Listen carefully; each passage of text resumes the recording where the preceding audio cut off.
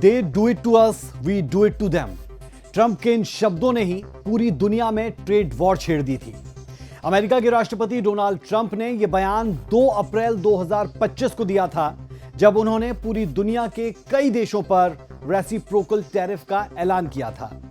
Inside out के साथ हाजिर हूं मैं, राज ठाकुर, आपके साथ। आज इनसाइड आउट में बात टैरिफ की करेंगे। क्या होता है टैरिफ? रेसिप्रोकल टैरिफ किसे कहते हैं? टैक्स और टैरिफ में क्या है अंतर? साथ ही समझाएंगे आपको कि ट्रेड वॉर है क्या। साथ ही हमारी नजर रहेगी भारत पर और टैरिफ पर भारत कौन सी टैरिफ पॉलिसी अपनाता है, यह भी समझाने की कोशिश करेंगे। और नजर रहेगी भारत सबसे ज्यादा किन सामानों का आयात करता है, किन चीजों का भारत है सबसे बड़ा एक्सपोर्टर। टैरिफ का लोकल फॉर वोकल से कैसे हैं सीधा कनेक्शन। इन सब बातों पर एक एक कर विस्तार से देंगे आपको जानकारी। इनसाइड आउट में हमारी कोशिश आपको ऊपर ऊपर से सिर्फ खबर दिखाने की नहीं, बल्कि खबर का इनसाइड आउट आपके सामने रखने की। सबसे पहले बात ताजा घटनाक्रम की, जिसमें डोनाल्ड ट्रंप के ट्रेड वॉर का बम उन्हीं के सिर पर आकर फूट गया है। अमेरिका के ट्रंप प्रशासन को कोर्ट से बड़ा झटका लगा है। अमेरिका की एक कोर्ट ने राष्ट्रपति डोनाल्ड ट्रंप की ओर से लगाए गए लिबरेशन डे टैरिफ पर रोक लगा दी है। जजों ने फैसला सुनाते हुए कहा कि राष्ट्रपति ट्रंप ने अपने अधिकारों का गलत फायदा उठाया और एक कदम उठाया जो अमेरिकी संविधान के खिलाफ है। दरअसल ट्रंप ने उन देशों से आने वाले सामान पर समान रूप से टैक्स लगाने का आदेश दिया था जो अमेरिका से कम सामान खरीदते हैं और उसे ज्यादा सामान बेचते हैं। इस कदम को लिबरेशन डे टैरिफ कहा गया था, लेकिन राष्ट्रपति के इस फैसले को अमेरिका के व्यापारियों ने कोर्ट में चुनौती दी। अदालत ने कहा कि ट्रंप ने जो international emergency economic powers act यानी IEEPA के तहत ये टैरिफ लगाए थे, वो कानून उन्हें ऐसी असीमित अधिकार कतई नहीं देता। जजेस ने अपने आदेश में लिखा कि राष्ट्रपति द्वारा टैरिफ लगाने का यह दावा, जिसकी कोई समय या दायरे की सीमा नहीं है, कानून के तहत दिए गए अधिकारों से कहीं आगे बढ़ता है। यह टैरिफ गैर कानूनी है। टैरिफ लगाने का अधिकार अमेरिकी संविधान के अनुसार संसद को है, ना कि राष्ट्रपति को।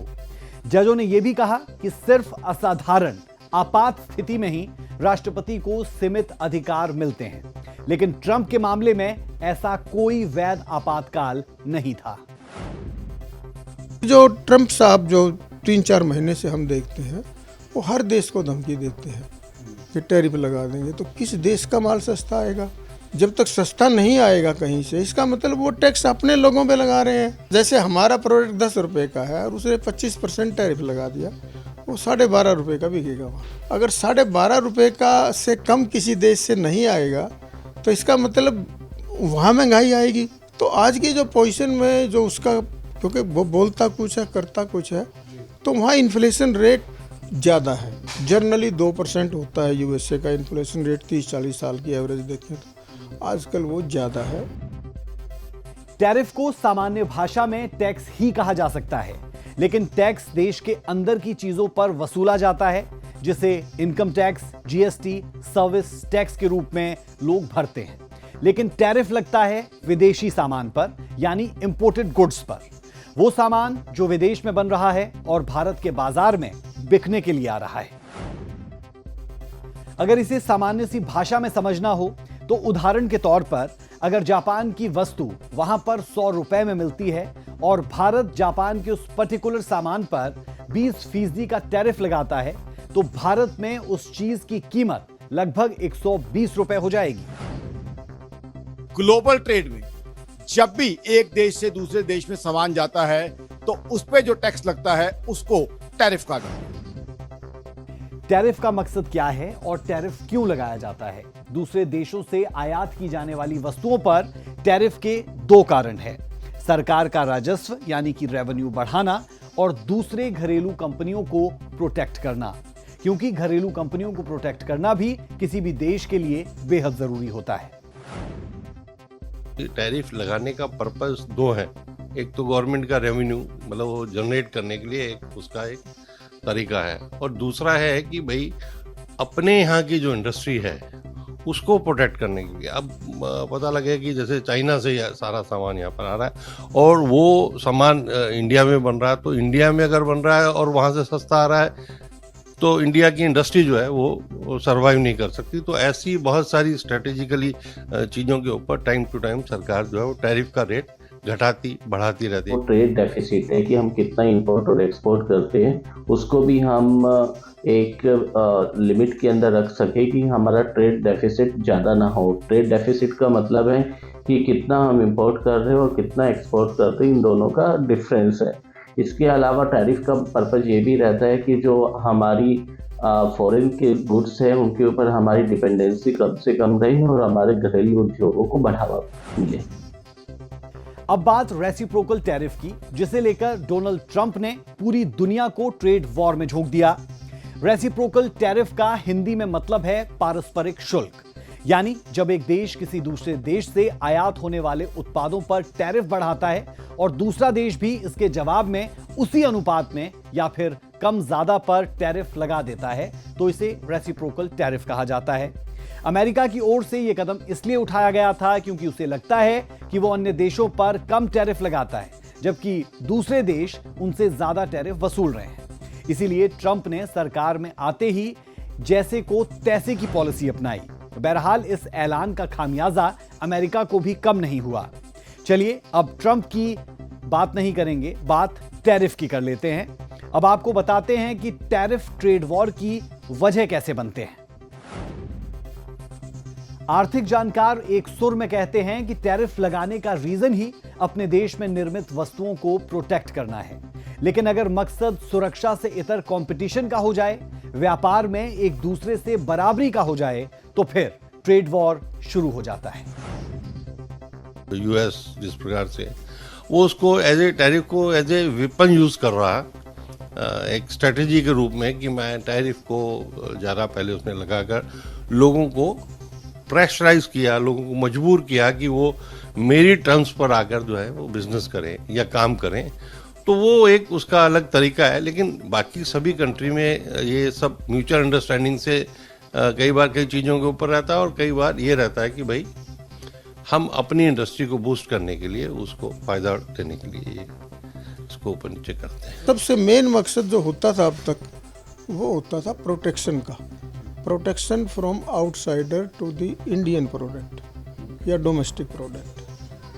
अब राजनीतिक वाली बात यह है कि हम कई बार ये भी चाहते हैं कि एक देश से का माल हमारे पास ना आए, उसके ऊपर टैक्स ज़्यादा लगा देते हैं ताकि दूसरे देश मंदा बेच दें और वो देश का माल नहीं आए। तो ये भी एक राजनीतिक है। टैरिफ का पता ही तब लगता है लोगों को जब उसका पर्पज प्रोटेक्शन की बजाय ट्रेड वार में बदल जाए, तब लोगों को पता लगता है, नहीं पता नहीं लगता लोगों को। देशों के विकसित होने की अलग अलग कैटेगरीज है, डेवलप्ड, डेवलपिंग और अंडर डेवलप्ड। लेकिन बात करते हैं दो तरह के देशों की, एक वो जो विकसित है और दूसरे वो जो विकासशील है।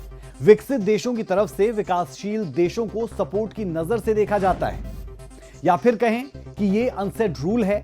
लेकिन टैरिफ के चक्कर में अमेरिकी राष्ट्रपति ऐसे देश पर भी टैक्स लगा बैठे जहां पॉपुलेशन के नाम पर पेंगुइन्स ही है। ऑस्ट्रेलिया के हर्ड द्वीप और मैकडोनल्ड द्वीप उन्हीं में से एक है। हम एक डेवलपिंग इकोनॉमी है, आज भी हैं, पर आज जैसे चौथा नंबर आ गया, पांचवा नंबर आ गया, लाइमलाइट में आ गए। जब लाइमलाइट में आ जाए तो लैंड पुलिंग स्वाभाविक होती है। तो जितनी पोजीशन हमारी बढ़ेगी उतना नाम होगा और वो ट्रेड वार के रूप में बदल जाता है। अब इंडिया की टैरिफ पॉलिसी, हम तो जो चीज़ें बाहर से आएंगी उनका प्रोटेक्शन करेंगे और जो चीज़ें यहाँ हमें चाहिए, जैसे डीजल चाहिए, पेट्रोल, क्रूड ऑयल चाहिए, सारे डिपेंडेंट है। गोल्ड है, गोल्ड भी बाहर से काफ़ी आता है। अब ये इस तरह की चीज़ें, एडिबल ऑयल आता है। अब एडिबल ऑयल की जो चीज़ें हैं, आम कंजम्पशन की चीज़ें हैं, हमारे यहाँ महंगी पड़ती है, फिर भी मंगवानी पड़ती है। बहरहाल रेसिप्रोकल टैरिफ को समझने का एक आसान सा तरीका हम आपको बताते हैं। मान लीजिए ए शहर से बी शहर से आने वाले उत्पाद पर टैरिफ को बढ़ाकर 50% कर दिया जाता है। अब इसके बदले में बी शहर ने भी टैरिफ को 50% ही कर दिया।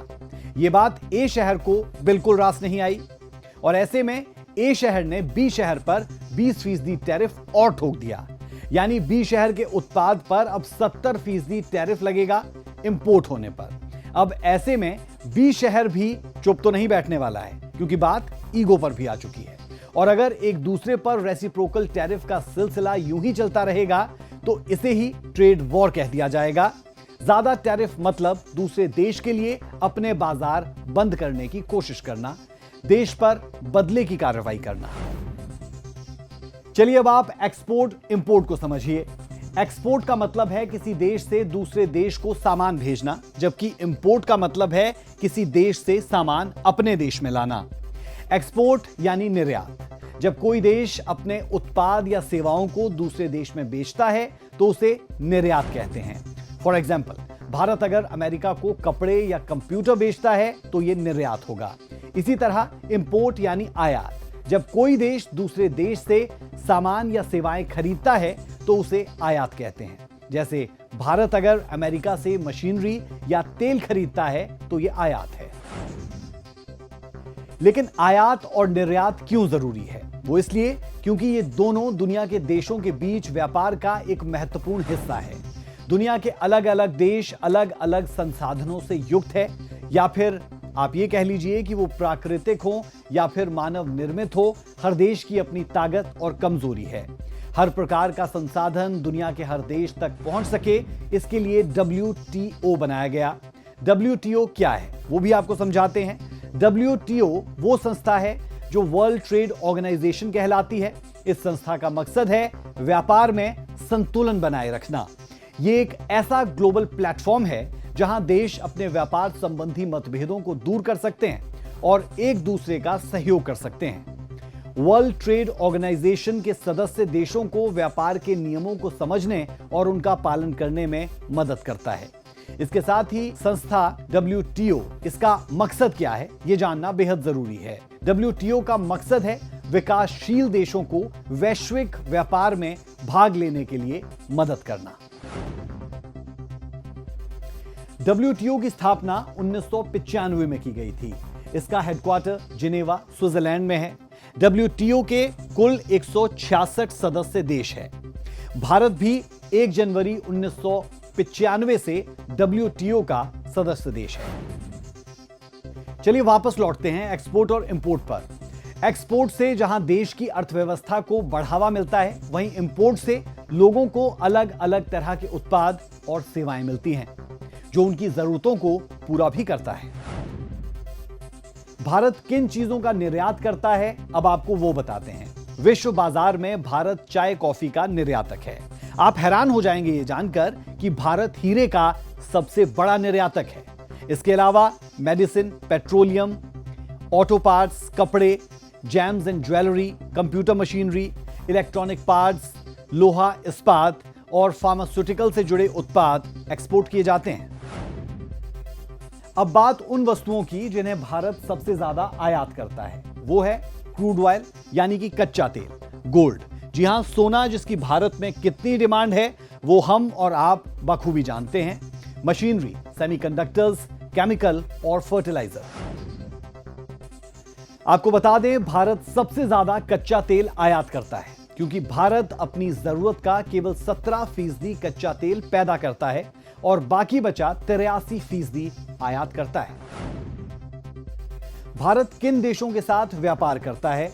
वो टॉप 10 देश कौन से हैं जहां से भारत ने 2023-2024 में सबसे ज्यादा सामान खरीदा? इनमें सबसे पहला नाम है अमेरिका का, दूसरे नंबर पर चीन आता है, तीसरे नंबर पर संयुक्त अरब अमीरात, चौथे नंबर पर रूस है, पांचवें पर सऊदी अरब, छठे नंबर पर सिंगापुर आता है, सातवें नंबर पर इराक है, आठवें पर इंडोनेशिया, नवें नंबर पर आता है हांगकांग और 10वें नंबर पर है दक्षिण कोरिया। तो ये वो 10 अहम देश।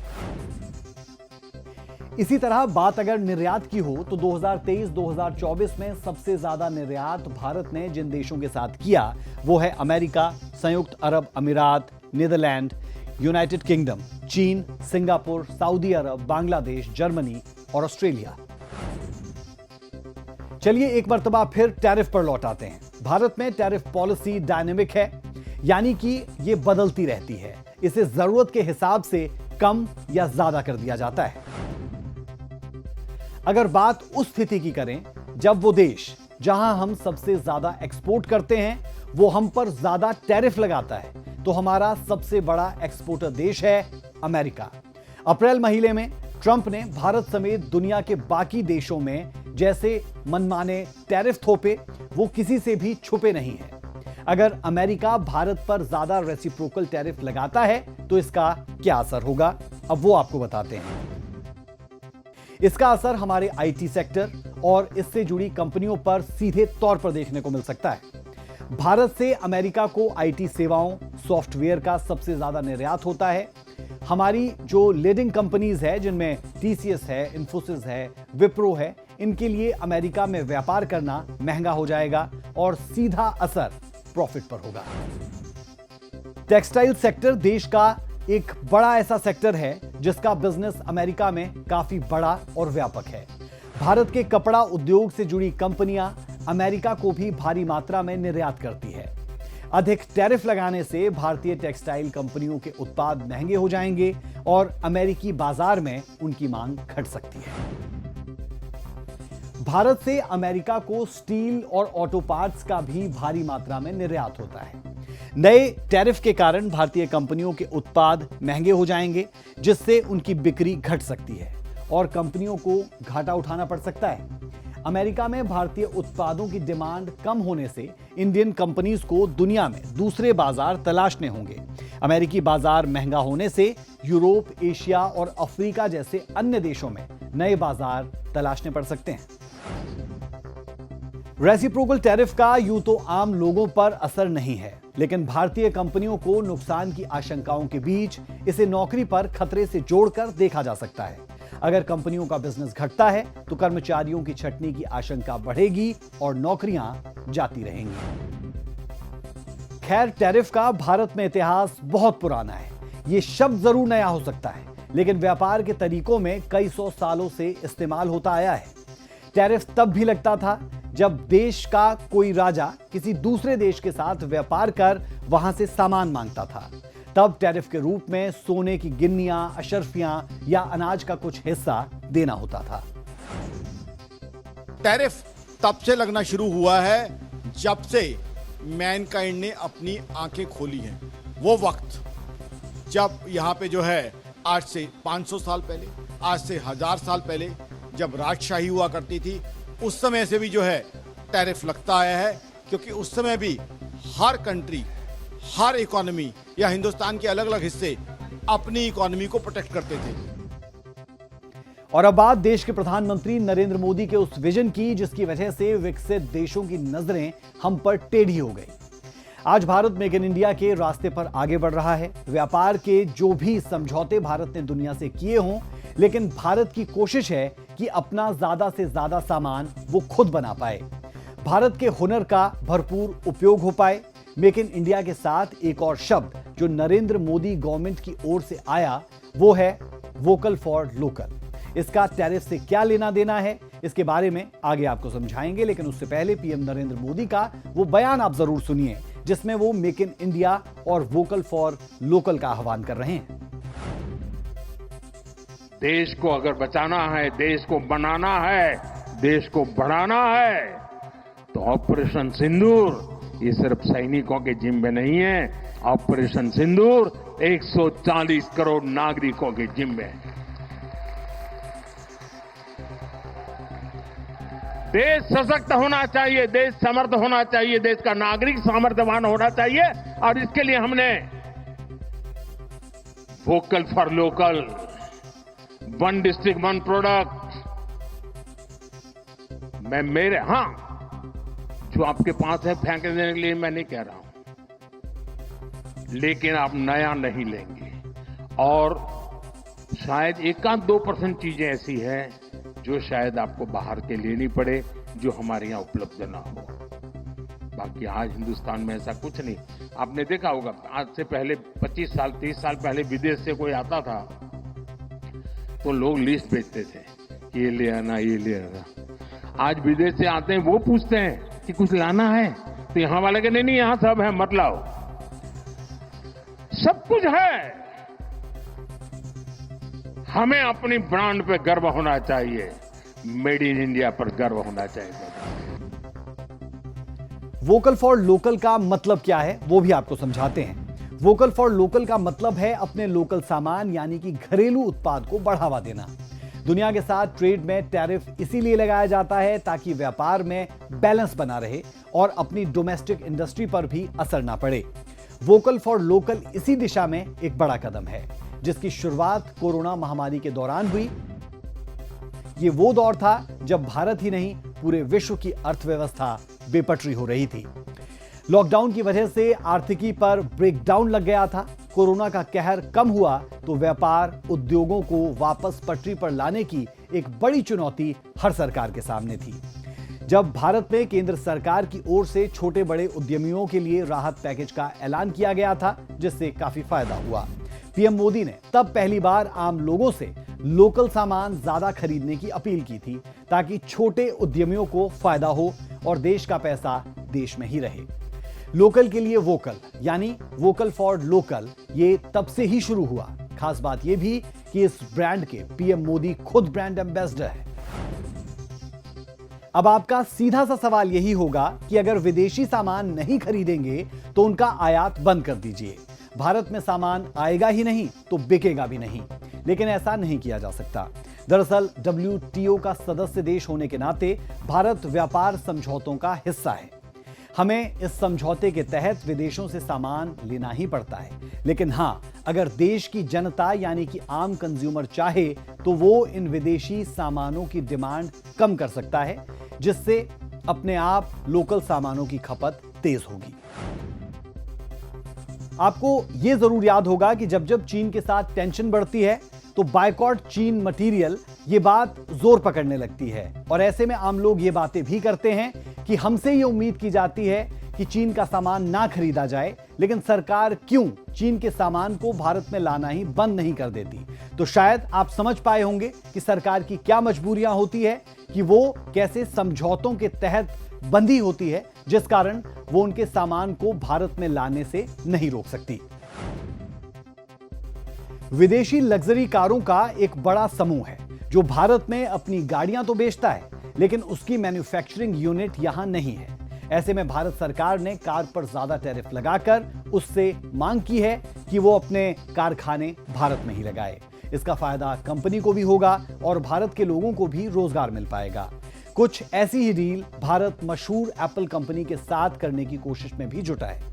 अगर भारत में एप्पल की यूनिट लगती है तो फोन की कीमतों में गिरावट जरूर देखने को मिलेगी। मेक इन इंडिया का कॉन्सेप्ट हिंदुस्तान के लिए बहुत बढ़िया रहा है। सबसे पहले इससे हमारी फॉरेक्स विदेशी मुद्रा भंडार बढ़ा है। विदेशी मुद्रा भंडार हमारा $700 बिलियन के आसपास है जो कि एक अच्छी रकम है। उसके अलावा जब हम मैन्युफैक्चरिंग करते हैं यहाँ पे तो जीएसटी कलेक्शन बढ़ता है। जीएसटी वो टैक्स है जिससे तमाम तरह के वेलफेयर होते हैं, school, college, hospital, flyovers, railway, road. 2.37 lakh crore GST collection हमारा अप्रैल 2025 का रहा है। और सबसे इंपॉर्टेंट, मेक इन इंडिया का फायदा क्या है? रोजगार, एम्प्लॉयमेंट जनरेशन। जब मेक इन इंडिया होगा, यहाँ फैक्ट्रियां लगेंगी, हर लेवल पे एम्प्लॉयमेंट जनरेशन होता है। तो मेक इन इंडिया एक ऐसा कॉन्सेप्ट है जिसने बहुत बहुत फायदा किया देश का। और आज की तारीख में जब प्रोटेक्शनिज्म का दौर है, यानी हर कंट्री अपना अपना इंटरेस्ट देख रही है, तो ऐसे में मेक इन इंडिया मैं कहूंगा एक बहुत ही विजनरी सोच है हमारी सरकार की, जिसका फायदा हर हिंदुस्तानी को मिल रहा है। एप्पल अगर उसकी मैन्युफैक्चरिंग अमेरिका में होती है तो उसकी कॉस्ट पड़ेगी $3,500। हमारे यहाँ कॉस्ट पड़ेगी $1,000। अगर वो 25% टैरिफ लगा भी देता है तब भी $1,250 ही हुए, फिर भी नहीं रुकेगा वो। तो ये थी टैरिफ, रेसिप्रोकल टैरिफ की पूरी जानकारियां। इसके बारे में जानते हुए हमने ये भी समझा और समझाने की कोशिश भी की कि मेक इन इंडिया भारत की इकोनॉमी के लिए कितना महत्वपूर्ण है और इसी तरह जरूरी है वोकल फॉर लोकल होना। उम्मीद है इनसाइड आउट में हम आपको समझा पाए कि टैरिफ कैसे काम करता है और आयात और निर्यात का खेल चलता कैसे है। इनसाइड आउट के आज के एपिसोड में इतना ही। कल फिर होगी मुलाकात एक नए टॉपिक के साथ। मुझे और मेरी पूरी टीम को दीजिए इजाजत। नमस्कार।